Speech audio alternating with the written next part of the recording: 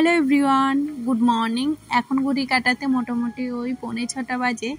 আর এখন থেকেই তোমাদের সাথে ভিডিওটা শেয়ার করলাম। উঠেছি ভোর 5টায়। মোটামুটি অনেক কাজ কমপ্লিট হয়ে গেছে। এই যে বাসি জামা কাপড় খুলে কিছু কাচার ছিল সেগুলোই এখন কেচে দিয়ে এই যে মেলে দিচ্ছি। আর বৃষ্টির জন্য বারবার মেলতে হয়, তুলতে হয়। আর এটা ছিল রথের দিনের ভিডিও, তো সেদিনই শ্যুট করে রেখেছিলাম। একদিন বাদে বাদে এখন ভিডিও দিচ্ছি, কেননা প্রতিদিন দিয়ে আমার পক্ষে সম্ভব হচ্ছে না। যাই হোক, পুজো দেবো বলে গাছে বেশ কিছু ফুল ফুটেছিল, তবে সব তুললাম না, যেহেতু সব তুললে আমার যাও আছে, যাও পুজো দেয়। আর কি বলবো, সারাদিন তো বৃষ্টি পড়তেই থাকে, এই বন্ধ হয় এই ওঠে। আজকে যে জামা কাপড়গুলো কতবার তুলেছি আর কতবার মেলেছি কি বলবো, এই করেই যে কি করে দিন কেটে যায় বুঝতে পারি না। আর কি বলতো, কদিন আগে আমার বাড়িতে কোনো ফুল গাছই ছিল না, এখন বেশ কিছু ফুল ফুটছে। এই যে ঘরে চলে এসেছি এখন, মানে সমস্ত কাজ সকালে মোটামুটি কমপ্লিট। বাসি কাজ, কালকে কিছু বাসন ধুয়ে রেখেছিলাম আর কিছু বাসন ধুয়ে রাখিনি। আর এই ঘরটাতে আমার মেয়ে প্রতিদিন সন্ধ্যাবেলা পড়তে বসে, যেহেতু আমাদের দুটো রুম, থাকার কেউ নেই, একটা রুমেই আমরা থাকি। আর এই রুমে মাঝে মাঝে মেয়েটা বই পড়তে বসে, কিংবা ইচ্ছা হলে শুই দুপুরে, এমনি শোয়া হয় না। আর দেখো এদিকে আমার ভাত হয়ে গেছে, কেননা আনিশাকে সকালবেলা উঠেই ভাত খাইয়ে ওকে পাঠিয়ে দিয়েছিলাম।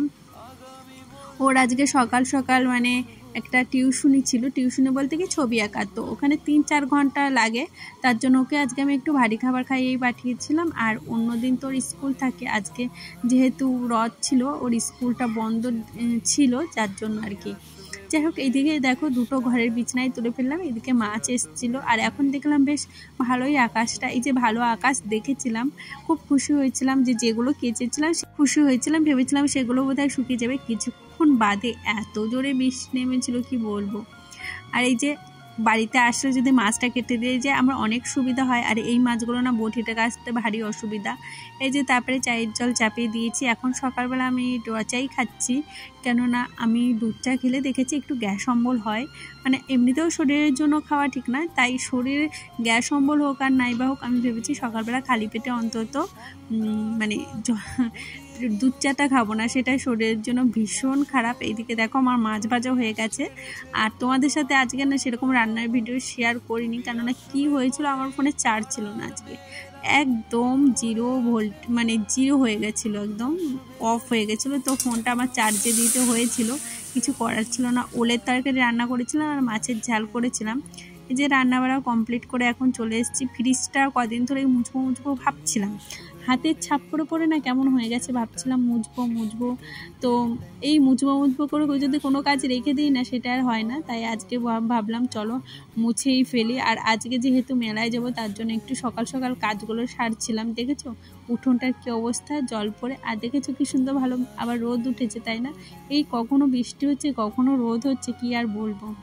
ঘর দুটো না আমি সকালবেলায় মুছে ফেলি, আর বারান্দাতে যেহেতু রান্না করি পরে মুছি, আর বারান্দাটা পরিষ্কার করে তারপরে এই যে মুছতে এসছি। আর আজকে প্রতিদিন বৃষ্টি পড়ায় কী হয় জানো, এইখান থেকে প্রতিদিন এত বালি আর কাদা ছেটে, মানে আমার উঠোনের সামনেটা যেহেতু পুরোটা সার নয়, তবুও কোথা থেকে যে আসে।